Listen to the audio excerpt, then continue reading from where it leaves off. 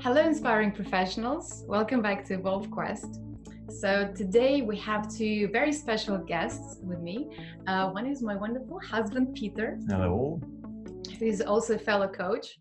And secondly, we have a very inspiring speaker and a coach, Michael Neill, with us today.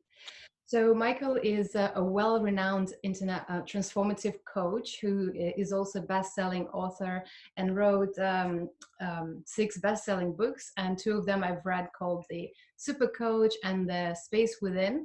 Check them out, they're really great books. And Michael also worked across 6 continents and worked with the UN, and also did a few TED Talks, which reached 2 million viewers. So we're very honored to have you here, Michael, today. Thank you for having me. I'm sure there's just so much to tell about the breadth of your experience, but is there anything you want to add to it right now? I played the voice of the villain in a Scooby-Doo movie. Cool. That's basically what my kids think. I did it. This was one thing like 20 years ago. That's still the thing my kids talk about. It's like, yeah, Dad was the villain. Dad, say the line. I would have got away with it too if it hadn't been for those meddling kids. I can't believe I missed it. I'm so sorry. Next time I'll be better prepared. They're actually making a sequel. And so, I mean, I haven't been familiar with your work for too long. Actually, Peter introduced your books to me recently.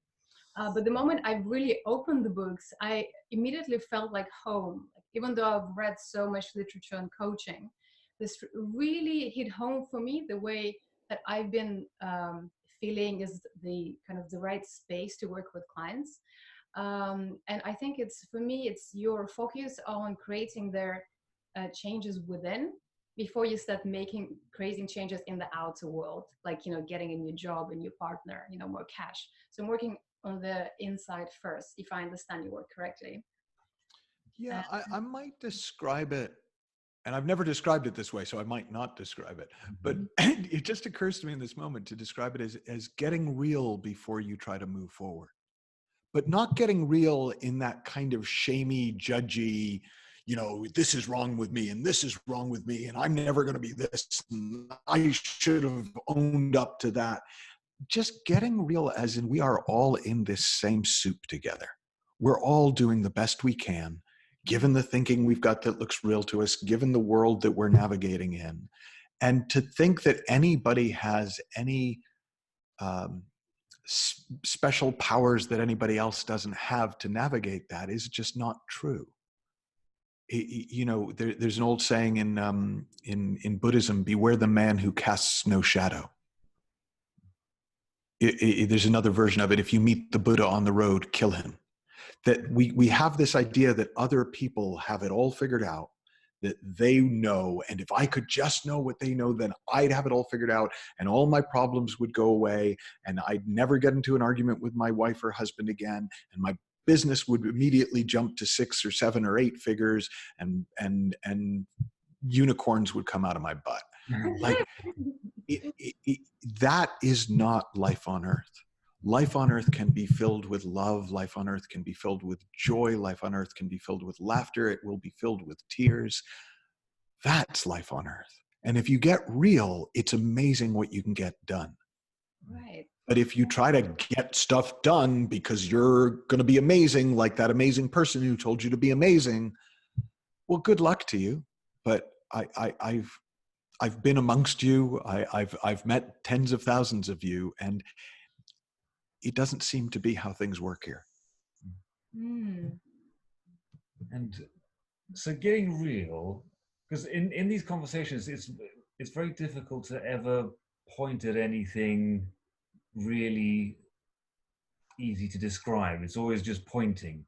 And so what is getting real? How can you point to that as kind of accurately as possible? Well, it starts with, and I'm going to say it starts with, it might not start here, but it definitely involves not trying to sell yourself a bill of goods, that I'm worthy, I'm this, I'm that. It's like, sure, sometimes.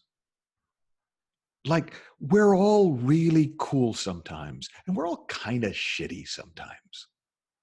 And if that's okay with you, you can create amazing things in the world. But if that's a problem, that's going to get in the way of your creating, because you don't want to create anything that might show people that you might not be quite as cool as you're trying to show people that you are, or that you're quite as together as you want people to think you are. And I'm not saying you might not be wonderful. I'm sure you are. It's just not always. You know? And if you take the pressure off to try and hold up front, you know, that goes, look at, like I live in Hollywood, right? You know, we've got all the fake buildings, all the fake signs, and it looks great on camera, but if you're actually up close, it looks like it's made of wood and paint, right? And those facades that we put forth totally get in the way of this aliveness in us, this creative juice in us, from coming through and filling us up and overflowing into our work and into the world. Yeah.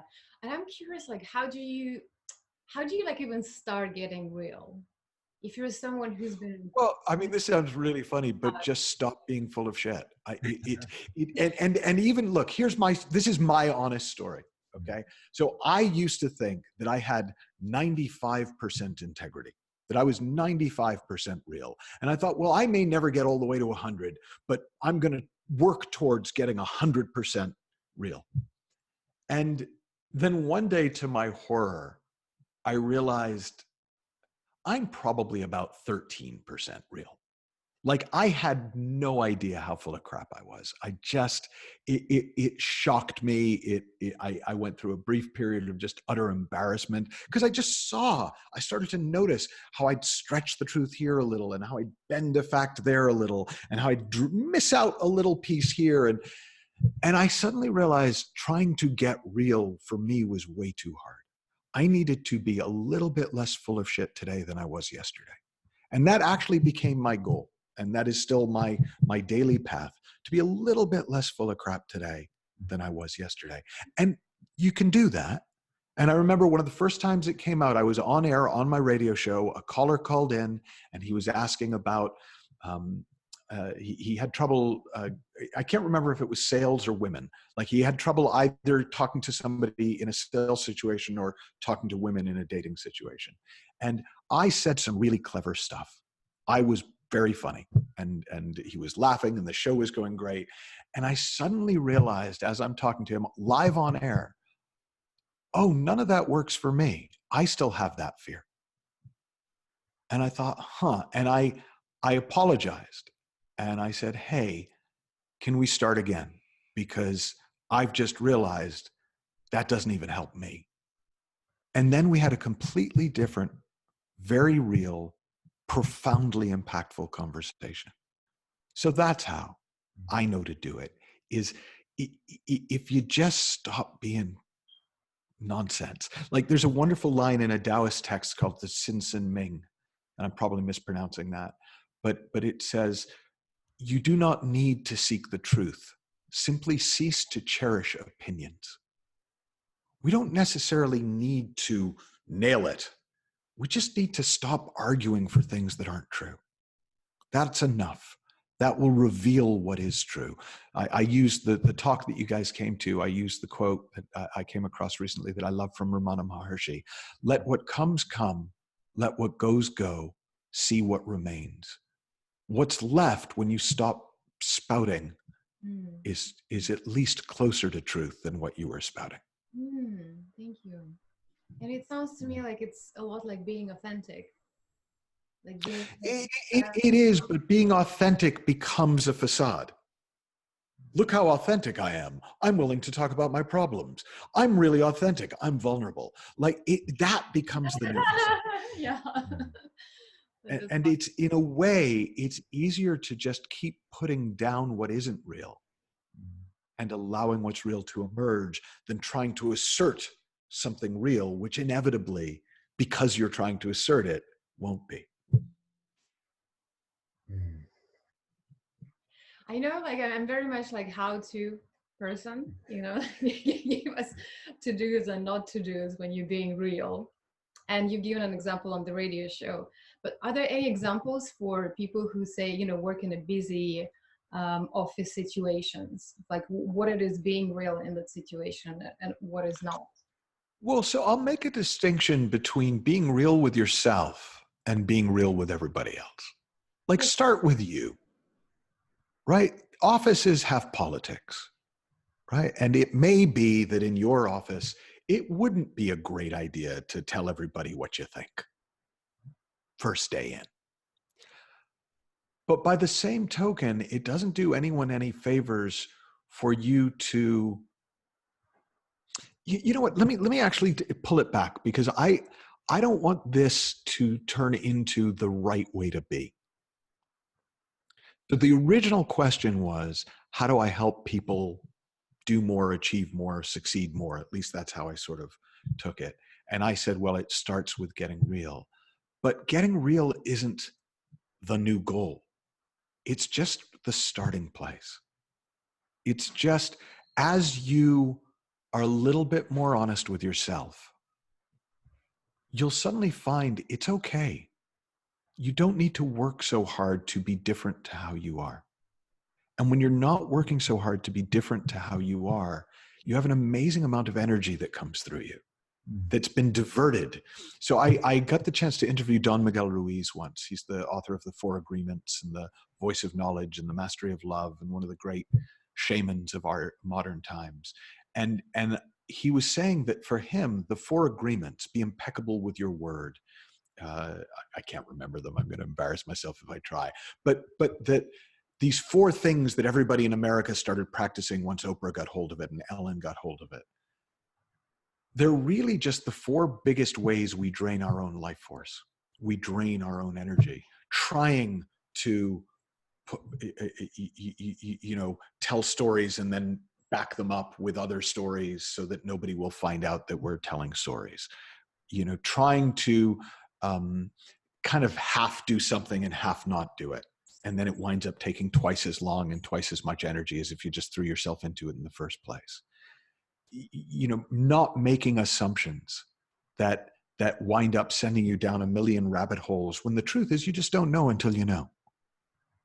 Like, these are the drains. And his whole point in his books is, if you stop doing the things that drain your energy, you will find yourself filling up with life, filling up with an abundance of aliveness. And when that starts overflowing, everything you touch starts turning to gold a little bit. Everything starts having that flavor of aliveness that we are so drawn to. I was watching Jerry Seinfeld, the comedian, being interviewed the other day, and he was talking about he craves energy. He craves that.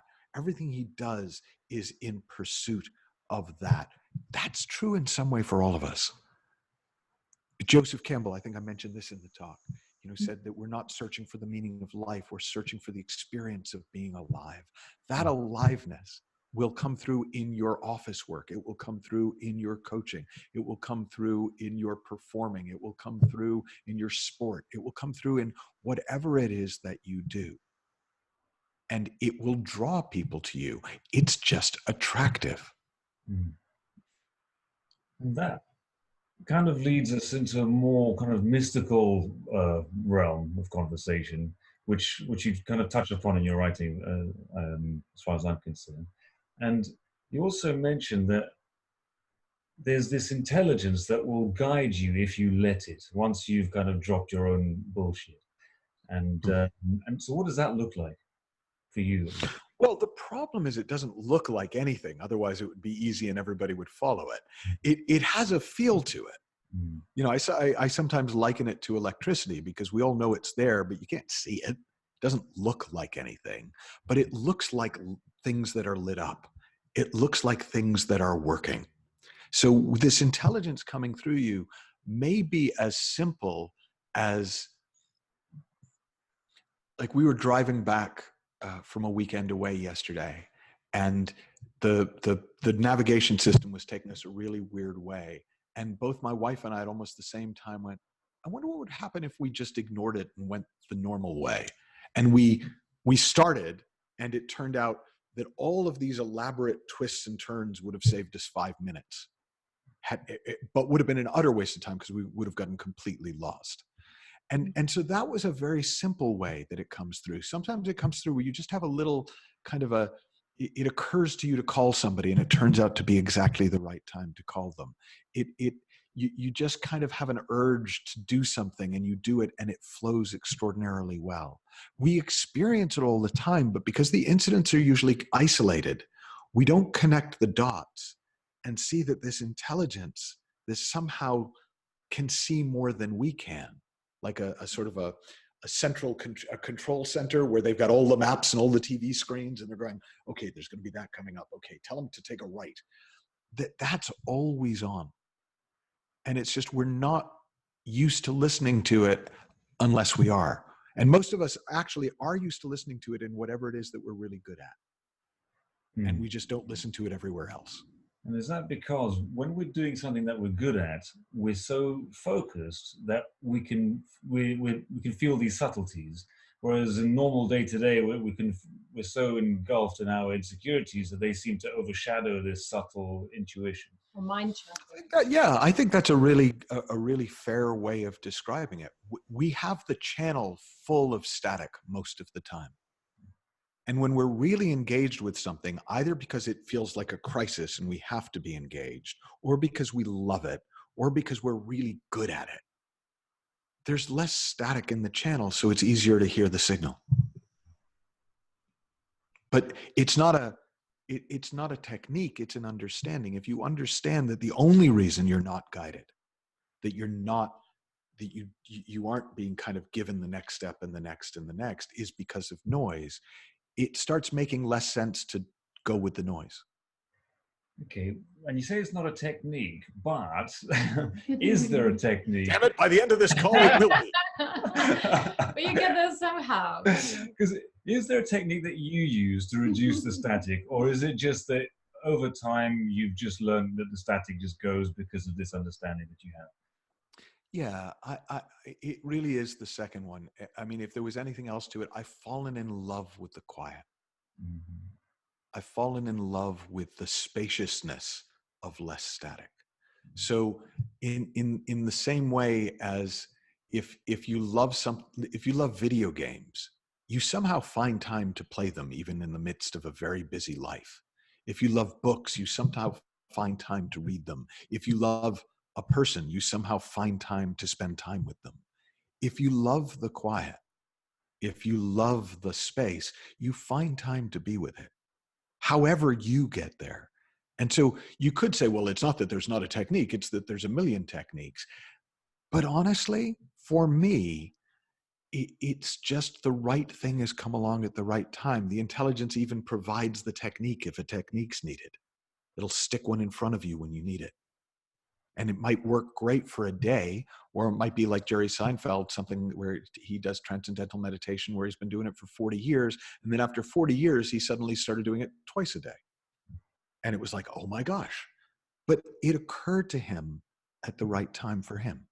Yeah. Which is why I think we're talking now, because I've been I've had a few experiences of my own, and I've spent time in Asia in temples and ashrams and stuff like that, and I've had some interesting experiences, but somehow, and I would love to share this kind of state, this nice way of being, but I haven't really been able to, because I haven't codified it in any way. It was just an experience that I've had and an understanding that I've been shown or given, and so how, like, I noticed. I'm beginning to sound like a broken record, but in practical terms, how do you share this? Well, exactly like this. I sit down with people, whether it's 2 people or 1,000 people in a room, or my wall when I'm writing, or my studio when I'm doing a radio show, and I point to it. I emphasize its importance.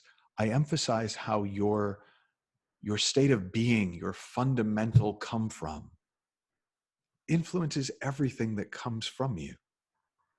And because most of the time I see it when I'm describing it, I'm in it when I'm describing it, people pick up on it.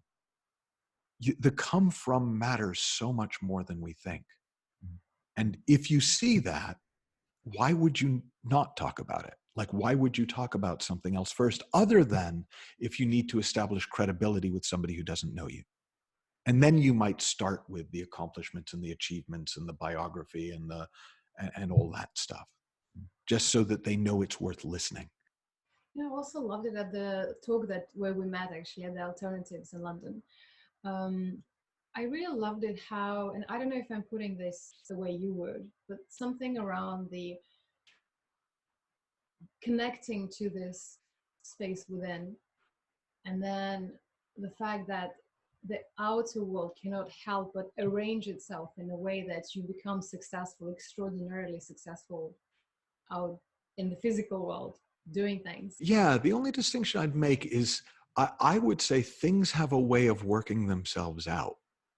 Because I think sometimes people hear extraordinarily successful and have pictures of helicopters and mansions and yachts, and maybe, I mean, I've got some of those clients, but that's not what everybody wants, needs, or on everyone's path. So extraordinarily successful in the sense of whatever you set out to do, you're playing with a full deck. You're driving with all cylinders firing in your engine. You've got everything going for you there is. Mm-hmm. Like Sid Banks, the philosopher who the way I talk about things comes a lot from the way he talks about things. He said, the cards have already been dealt. But what people don't know is that we've all been dealt a royal flush, and we're playing as if we have a couple of 2s and a 3. Like it's, we have so much going for us. We have this incredible intelligence that you mentioned that is always calling the shots behind the scenes if we listen. We have this incredible creative mind, which most of us use against ourselves unwittingly, but actually is the same mind that lets us create cities and monuments and companies and products. We have this resilience that's built into us that lets us get knocked down 1,000 times and be as good as new the 1,001st. And yet we don't take advantage of that. We act as if we're crippled by our past, as if we're limited by what we have or haven't studied and learned.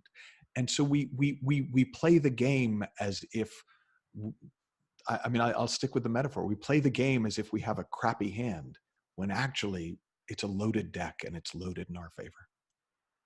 Mm. And how do you really have that kind of insight? So once you have that kind of insight, what is possible? Well, the thing is, once you have that insight, anything is possible and nothing is granted. In other words, it doesn't mean everything you set out to do will work. I defy you to show me anyone for whom that's true. I mean, even you take the Steve Jobs and the Richard Bransons and these great entrepreneurs who built billion-dollar businesses, they've got lists of failures an arm long. But what it does mean is you don't think you're riding on it every time. You don't think, if this one doesn't work, I'm done, it's over. If this one doesn't work, and then each one becomes so heavy. It becomes so laden with significance. It becomes exhausting. And you think, oh, I don't know if I can do this again. But if you don't have all that riding on it, if it's just, ooh, what shall I do today? Let's build a company. Then if it doesn't work out, it's no big deal. You'll build another one tomorrow. And we don't talk about it that way culturally and societally. We think of it in very limited, fixed terms. I got one shot. Well, no, you might have one shot at that, but there's a million other shots. There's more shots than you'll ever be able to take in your life. So enjoy this shot, see how it goes. And if that doesn't work out, try another. And if that does work out, do more of it. It's not that complicated. I loved your example of the talk is if you are fully connected to just being connected to the space within, to aliveness, you take the success the same way you take the failure, and you experience the joy. You accept the joy in the same way you accept sadness. I mean, you let this be.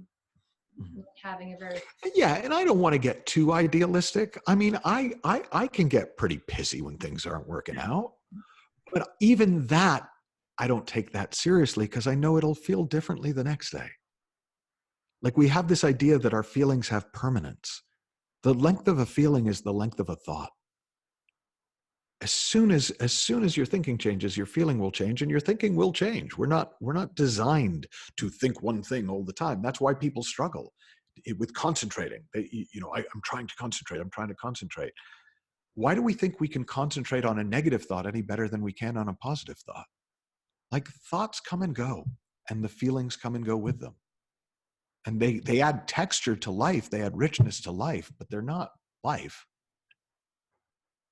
They're just going on in the background. I sometimes describe it as it's like we're on a roller coaster on a barge floating down a river.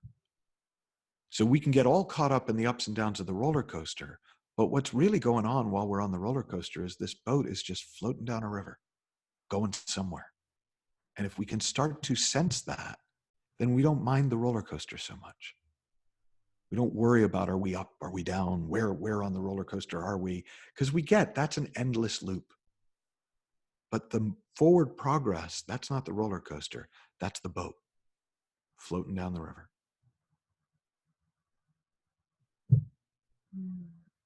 It's a nice image. Yeah. What do you want to be asked?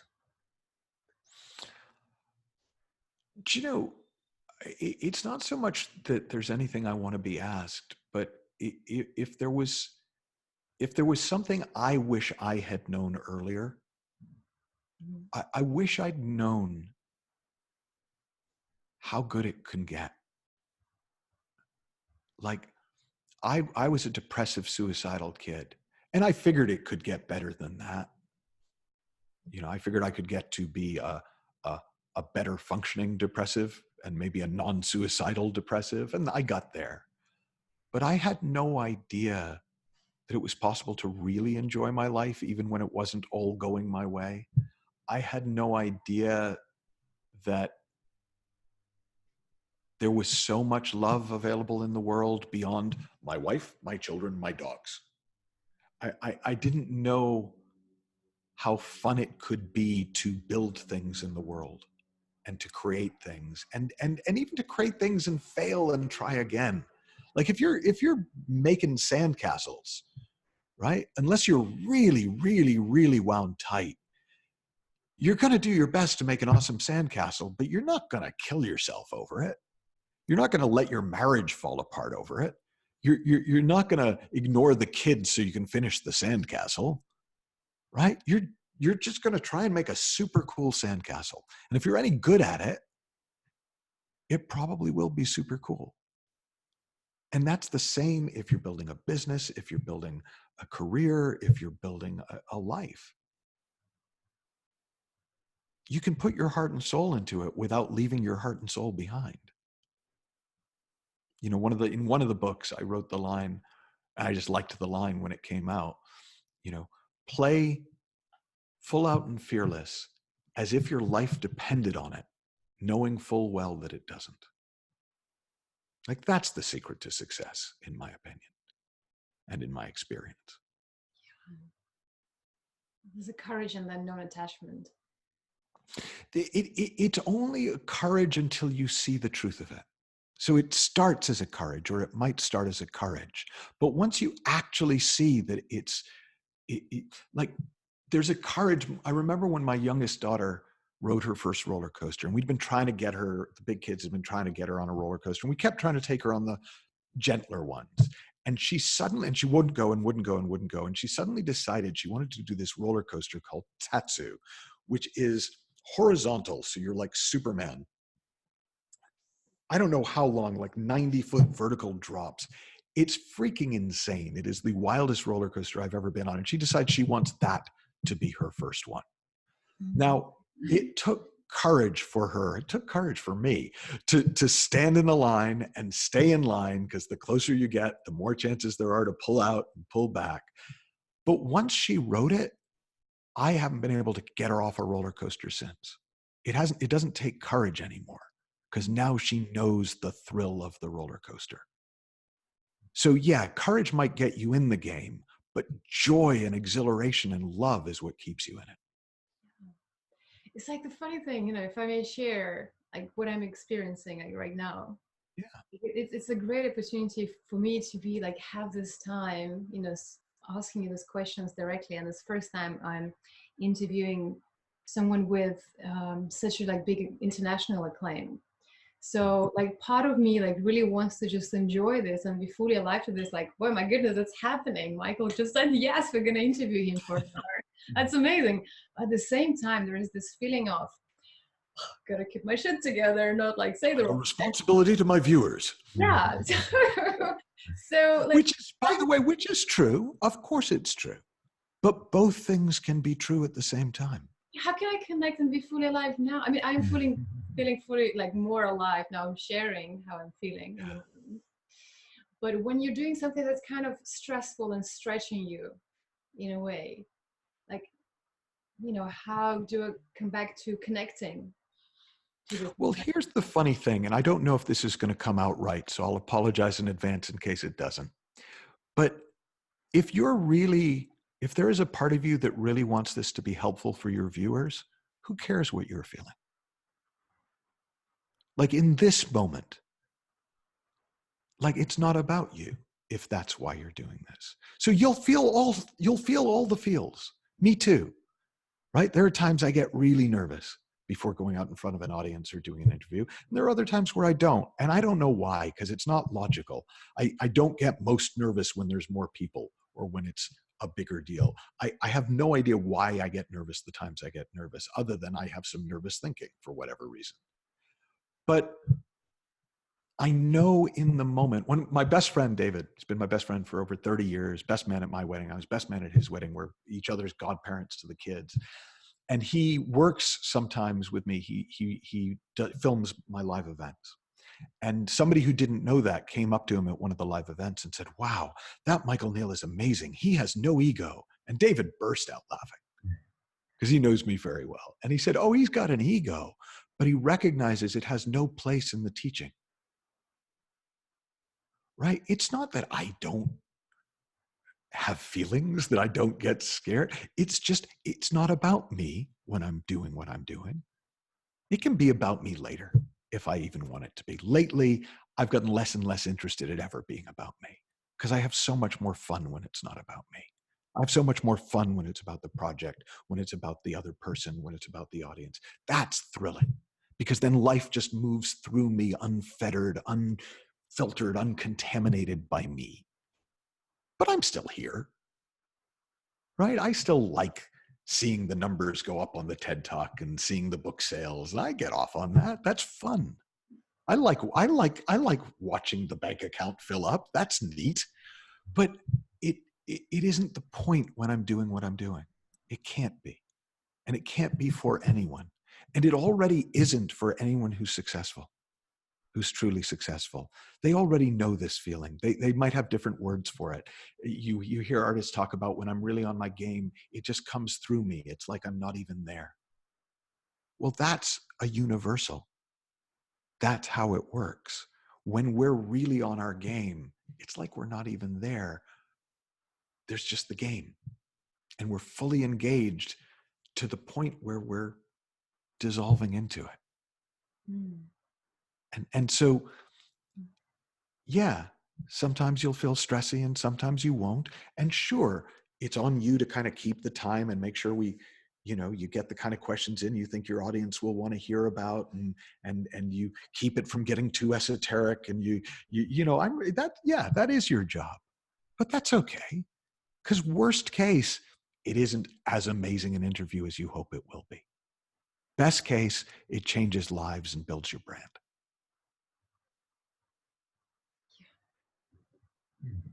Yeah, I mean, it sounds like there's a distinction between being fully alive and just really enjoying the moment and following in a way like fulfillment, where whether you're nervous, whether you're not quite enjoying the moment, but you're there as a channel to have something happen through you, whether this is like working And Yeah, it is. It's almost like this just does its own thing. Right. And I often talk with my clients about going beyond psychology. Like everybody's got psychology and we can go in there and try and sort it out, but it's a tar pit, right? Like the more you get in there, the stickier it gets and the harder it is to get out. It turns out we don't actually have to sort out our psychology to be successful. And that is, I mean, I have a slight advantage working in Hollywood because most people's psychology here is really warped, but they do really well. Now, I'm not suggesting it's not worth sorting out your psychology enough to be happier. I think that's a really smart idea, but it's not as critical to success as you might think because you can operate beyond it. Like I have so much noise in my head sometimes when I'm doing what I do, but I rarely listen to it other than like noise from a TV that's on in the corner where sometimes you can't help but hear it, but you're not really paying attention to it. That's very different than trying to control it. And I must only have these thoughts in my mind and it must be in a state of complete zen and bliss. Like that'd be neat. Every now and again that happens too. But I would never waste my time trying to cultivate it. yeah. So how did this happen in your life? What did it look like when you found the teachings of Sid Banks, and like how did you change? Well, it involved snorting beer out through my nose. Literally, like I'd come across, you can read the longer versions in my books, but I'd come across this guy in Washington State named George Pransky, and he wrote a book about relationships that really, really impacted me. And he didn't even mention Sid Banks in it, but it was like I was interested in what he did. And when I went up to study with one of his colleagues, I went up for 4 days and I thought, oh, I'm going to learn these secrets and it's going to be amazing. And they'd worked with all these big aerospace companies and all this stuff. And I'm like, wow, this sounds super cool. And it was boring as hell. Like, honestly, I phoned my wife a couple times and gone, man, I can't believe I got to sit through 2 more days of this. But I was in, like I'd gone up there, I'd paid my money, so I wasn't going to go anywhere. And they asked me to watch this video of this guy, Sid Banks, and I had heard about him by then. And I honestly, I was like, fine. So I put it on, but there was a baseball game on that I was just wanting to get through the Sid Banks video so I could watch the baseball game. And I was having dinner and drinking a couple of beers in my hotel room. And just half listening, I hear Sid Banks say, every human being is sitting in the middle of mental health. They just don't know it. And beer came snorting out of my nose and I laughed literally for 10 minutes. And I think it was a stress release laugh. Like for about 40 years, I had been trying to get healthy, find health, overcome mental instability. And all of a sudden, I just heard the truth of what he said. I got that underneath all my crazy, I was fine. And I kind of got, well, shoot, that's probably true for everybody that I'm trying to help. And it was one of these wonderful, horrible moments where I had just written a book called Feel Happy Now, which was all about how to overcome anxiety and depression, filled with techniques that I'd used and used with my clients. And I suddenly realized I'm about to go on a book tour promoting this book, and I don't believe it anymore. It doesn't look true to me anymore. I mean, the techniques still help, I guess, but they help with a problem that isn't real. And so it was a really wonderful, horrible time because on the one hand, I felt more liberated than I had felt in my entire life. I felt better. I felt happy, genuinely happy for no reason, pretty much from that moment forward. And yet I somehow had to recreate a career that had been built on a very different assumption. So I did. I mean, what are you going to do? Oh, well. Can I ask, like, is the insight that you're talking about, that you mentioned, like, once you get that, you don't need techniques, meditation, and all the rest to get to that space of peace within yourself? Or is it something else that you're talking about? Well, it's kind of what we were talking about at the beginning when we talked about getting real. See, the idea is, okay, how do I get real? And I kept saying, well, just stop being full of crap. Well, in the same way, to get to quiet, just stop being quite so noisy. So I'm not saying don't meditate if meditation works for you. I'm just saying it isn't the only way. I'm not saying don't go walk in nature if walking in nature quiets you down. Just don't think if there's no nature, I can't be quiet. I'm not saying, don't read inspiring literature if inspiring literature inspires you. I'm just saying don't think you have to in order to be inspired. Our natural state, this is what I saw. Our natural state is peaceful. Our natural state is filled with aliveness. See, peace, most people think of peace as dead. Like peace is the most vibrantly alive state of being we have. And it's our natural state. If you look into a baby's eyes, it is not filled with apathy. It is not filled with stress. It might be filled with the need to be burped. Like I'm not, of course, babies cry because they need food or they need to be burped or they need something. But the rest of the time, it's just pure undifferentiated bliss. That's our nature. And it's gotten covered over for all of us because we're human and that's what happens. But it's still there. And so in those moments where we're not caught up in the next goal, the next accomplishment, the next thing I have to do, the next thing I have to say, what am I going to ask him after he finishes this? Geez, what am I going to do after I finish listening to this interview? We fall back into it.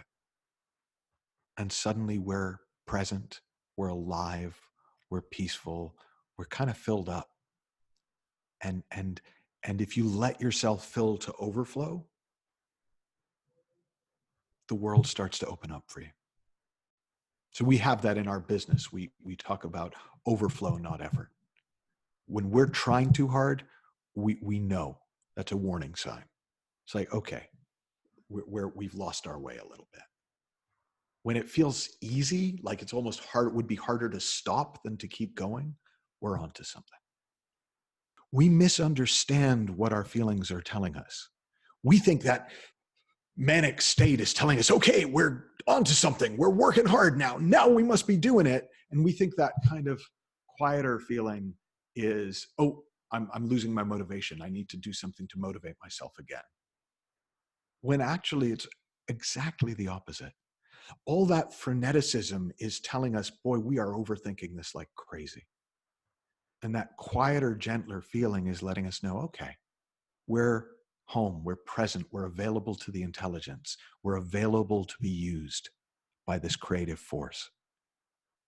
And then we get a feel for it over time. You start to learn what it is to work from that space, what it is to perform from that space, what it is to be with people from that space. And like anything else, the more you do it, the easier it gets. And so as a coach, so before, I imagine as a performance coach, you would have helped people develop a plan and then stick to it. So they'd have a goal and then they'd chunk it down and then you'd help them you'd hold them accountable, right? Oh, and to operate in an optimal state of being filled with confidence. And absolutely, it was fun. It was super fun. It didn't help most people, but it was super fun. Whereas now that would go right out the window, right? Because you're encouraging people to kind of get rid of the noise and then tap into this intelligence, which is more of a intuitive, moment by moment, day by day kind of thing. Or well, but common sense still has to take precedence. Like some things respond really well to a plan and some don't. So if it would do well with a plan, I'm happy to plan it. And if it would do better without one, I'm happy to not plan it. See, that's the problem, is people want it to be this or that, but it rarely is. There's something appropriate to this moment to create what you want to create in the world, in your career, in your life. There is something that is perfect for now. And if you're responsive and available, you'll see it and you'll go with it. But if you're trying too hard to do it right or follow a plan, you might miss it. It takes a certain amount of trust or faith until it doesn't, because you've done it 1,000 times. Like, I wouldn't say I have faith that the sun's going to come up tomorrow. Like, I just kind of expect it to, because it has every other time. And the same when I get up to speak in front of a group or sit down to write a book or sit down with a client. I've done it a few thousand times. I kind of know something's going to happen. But early on, I did probably need a little bit of faith to just try it, to not immediately come in with a plan because I was worried nothing would come, to be willing to risk nothing coming, and to discover that something always comes. I actually watched a video recently of, in 2009, I decided as an experiment, and I'd been speaking since 1990, to not plan any talks at all. So I did the entire year, no notes, no planning. I had to stop myself from doing it. And they weren't all great. Some were amazing, some were good. But at no point did nothing happen until one talk where I kept waiting for something. And I'm like, literally the night before and the morning of, and I'm even walking up onto the stage after they've called my name, and I have no idea what I'm doing. And I remember standing there for a minute, looking out at the audience, and all of a sudden something came. And I watched the video of that recently, and you wouldn't know it. Like in my head, it was spinning like crazy, like, oh my God, 400 people in the audience. I watched the tape, looks great. Looks completely like I knew what I was doing. No, in a way I did. What I was doing was trusting that something would come. Yeah. I would love just, before we leave, just for you to give just a little tip of something that people can take away to know when they are living in a really busy world to a very busy schedule, like here in London, jobs, kids, nurseries, family, husband. I know. I lived in London. I had that. I had all of it. Looking after yourself, Like, what is the one point where, like, one tip where people could come back and reconnect with that space of trust and space of connectedness within themselves? It sounds comically simple, but it's to actually consult yourself. Like, if you want to trust yourself more, start listening. Like, I actually once put a sticky note on the sun visor of my car that said, follow your knowing even when you're wrong. Because I realized it would be more helpful to keep checking in with myself and going with it, even if it took me a little while to sort out what was worth listening to and what wasn't, than it was to keep looking outside myself for the answers. And people sometimes say, well, but you're outside me. And I'm going, yeah, but I'm just pointing you back inside. Like, that's what I do as best I can in as many different ways as occur to me to. And it seems to help people, which is nice. Well, that's a really great little tip to end with. Yeah. Michael, thank you so much for your time. Thank you for your pointers. Oh, lovely to meet you guys. Lovely to see you. And best of luck. I'll look forward to following your adventures.